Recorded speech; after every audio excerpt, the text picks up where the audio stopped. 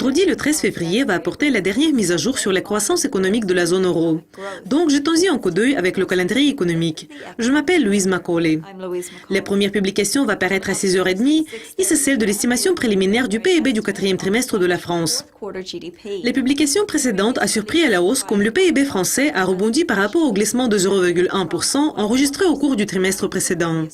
Le PIB préliminaire du quatrième trimestre de l'Allemagne, qui est bien surveillé, va suivre une demi-heure plus tard.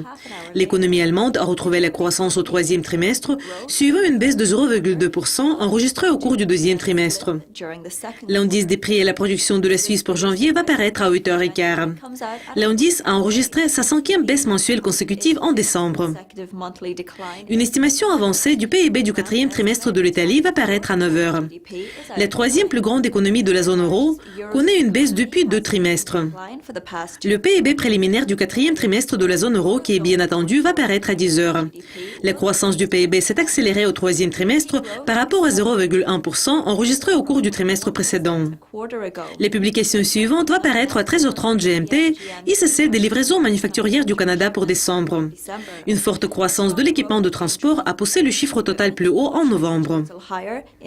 Et la dernière publication va paraître à 15h et c'est celle de la confiance des consommateurs préliminaires de l'Université du Michigan pour février qui est d'une grande importance. L'indice se renforce plus que prévu depuis 5 mois et s'établit actuellement à son plus haut niveau jamais vu. C'est tout pour le calendrier économique de vendredi. Nous allons revenir avec notre prochaine révision des publications les plus importantes prévues pour lundi. Mais pour le moment, au revoir.